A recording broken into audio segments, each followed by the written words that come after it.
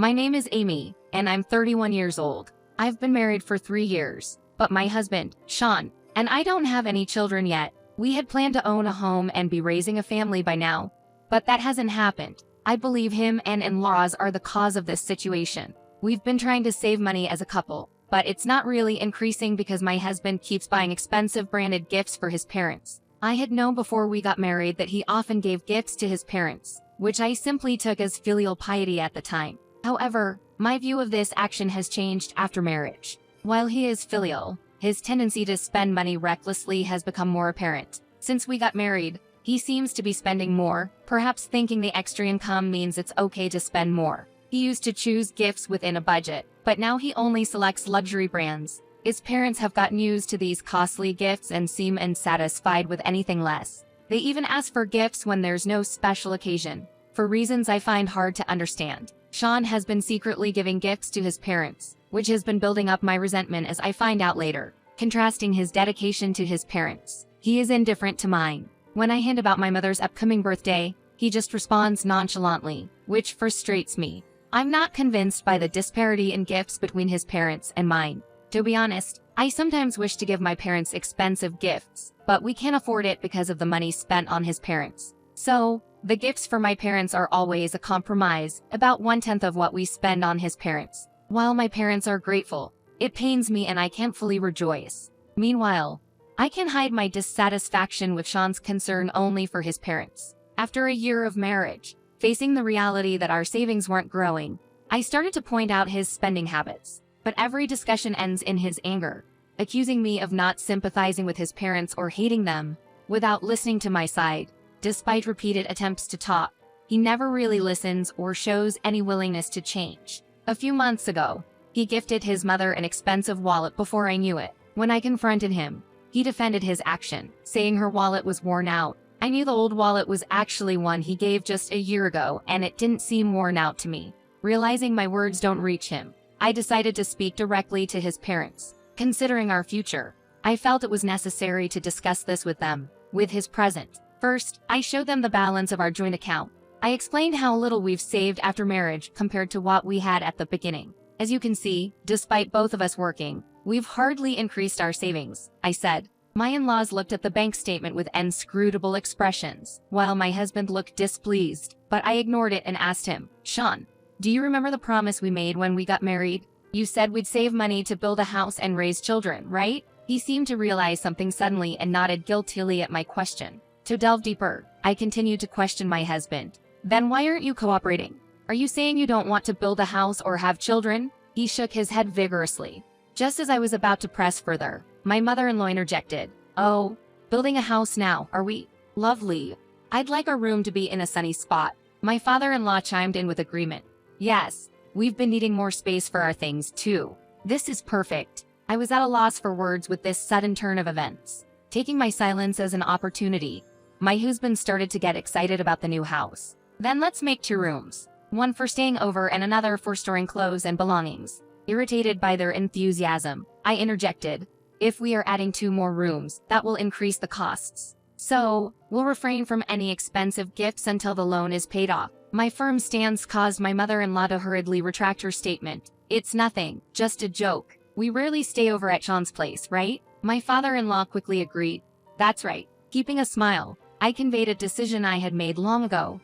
A joke, I see, but for our future household and children, we'd like to refrain from gifts outside of birthdays and anniversaries. Upon hearing this, Sean immediately objected.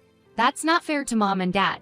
I had anticipated this response from him and sent him a disdainful look. Then, your pocket money is completely cut. There's nowhere else to tighten our belts. Or will you pay for your parents' gifts with the money you saved when you were single? If so, I won't interfere. Hearing this, he fell silent with a sour face. I sighed softly and with a bright smile towards my in-laws, who were searching for words. I said, I appreciate your cooperation, as saving requires the effort of the entire family. The in-laws barely nodded with grim faces. It was clear that none of them, including Sean, were convinced, but I left no room for argument and brought the conversation to a close. After that conversation, he stopped giving gifts to his parents recklessly. The balance of our joint bank account grew steadily, and I felt relieved. However, that peace ended after a few months. The turning point was when my sister gave birth. I am only a year younger than my sister, and we have been very close since we were children. Although we saw each other less after getting married, we still kept in touch at least once a week. After giving birth, my sister sent me a photo of her baby along with the news and her feelings of joy. Maybe I'm biased because it's my niece, but the baby was truly adorable. I couldn't hide my excitement and showed the photo to Sean right away. He was instantly charmed by the baby's cuteness and his eyes softened. I was inwardly relieved by his reaction. I had heard from him that he liked children, but I had doubted whether his words were true. In fact, I worried that he wasn't cooperative with saving money because he wasn't interested in children. From his reaction, it seemed he would adore our future children too. Feeling a sense of relief, I then remembered something and told Sean, who was still looking at the photo. I've already sent my sister a baby gift and some money for the birth. As soon as he heard this, his expression turned sour.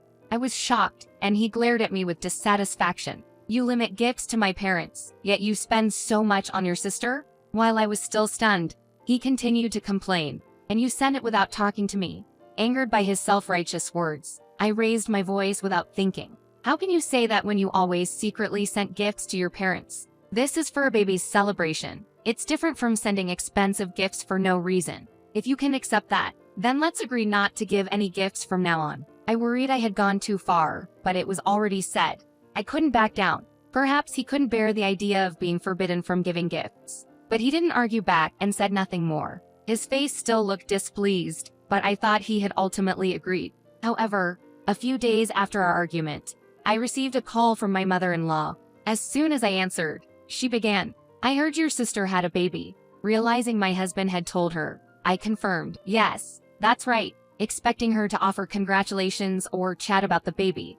Instead, she surprised me by asking, "So, I heard you gave her a present. Is that true?" It was an unexpected confirmation. "Yes, I sent something for the baby." While I was puzzled, she brightly responded, "Then, you'll have something for our anniversary next week too, won't you? I'm looking forward to it." I felt her words were a bit rude to me, but it was better than my husband buying something on his own. So I agreed and hung up the phone. For my in-laws' anniversary, I chose a practical pair of glasses to send. I braced myself for a complaint, but none came, and time passed. I had been too prejudiced against my in-laws, but subsequent events made me painfully aware that I was wrong. One day, my mother-in-law came to our house carrying an unfamiliar luxury bag. With a beaming smile, she gently stroked the brand new bag and expressed her gratitude. "Thank you for the $4,000 bag."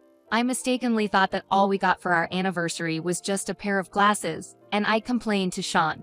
I feel terrible about it. I was so shocked that I could only whisper, "Huh," in a low voice, but I didn't confront her then and there. She seemed not to notice my reaction and cheerfully said she was off to lunch with friends. After she left, I hurried to the bank. We had 3 bank accounts, one for each of us from before we were married, and a joint account we opened after getting married. The joint account showed no large withdrawals, but checking our personal accounts revealed that $800 had been withdrawn from my husband's account and $4,000 from mine. When my husband returned home, I confronted him, but he brushed it off as if it were nothing. I thought it would be unfilial to give only glasses for the anniversary, so I paid Dad from my account and Mom from yours, he said. Realizing I was angry, he became flustered and tried to justify that it wasn't an issue since he hadn't touched the joint account. As I remained silent, he grew angry. "Why did you buy just glasses for an anniversary? I was the one who thoughtfully covered for you too." Realizing that our conversation was pointless, I quickly left the house with the carry bag I had packed in advance. I could hear him shouting, but I didn't pay any attention. Upon arriving at my parents' house, they were both there to greet me at the entrance. They were clearly taken aback by my sudden return. When I revealed my intention to divorce, they were even more shocked, as I had not spoken to them about anything before. It must have been sudden for them. I explained to my parents the significant differences in way of thinking of values between my husband, his parents, and myself. I talked about the recent episode with the bag and how my fear of my assets being squandered led me to decide on a divorce. They understood and supported my decision. I had already prepared for the divorce, so submitting the petition to the court and arranging a lawyer were not difficult. As soon as I assumed the affidavit of the defendant had reached him, my husband tried to contact me repeatedly, but I never responded. The voicemail filled with his messages, which I initially listened to, but as they became more angry, I stopped. After some time, The divorce proceedings with my husband were completed much smoother than I had expected.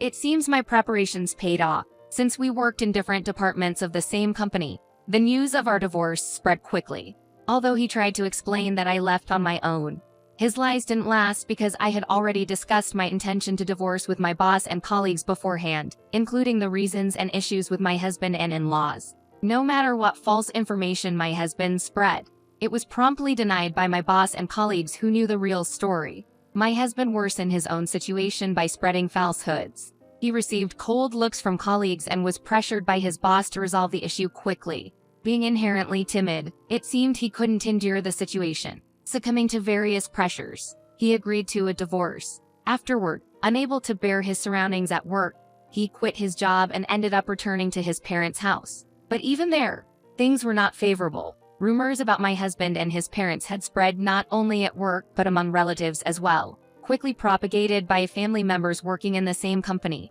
Their looks were chilly. Moreover, moving back with his parents branded him in the neighborhood as someone who was abandoned by his wife. His parents, who took pleasure in flaunting luxury brands and often looked down on those without, must have given a poor impression. How the truth leaked is unclear, but rumors spread rapidly in the community, exposed to cold stares and words from those around them. My ex-husband and his parents lost their former haughtiness and became quite subdued. Their collection of luxury goods, once a favorite hobby, was halted when my ex-husband's income stopped, and they were forced to part with them. I heard from a relative who was a former colleague. The relationship between my ex-husband and his parents has turned icy, now filled with mutual blame. Hearing this, I felt nothing. They had become irrelevant to me, a fact I realized anew.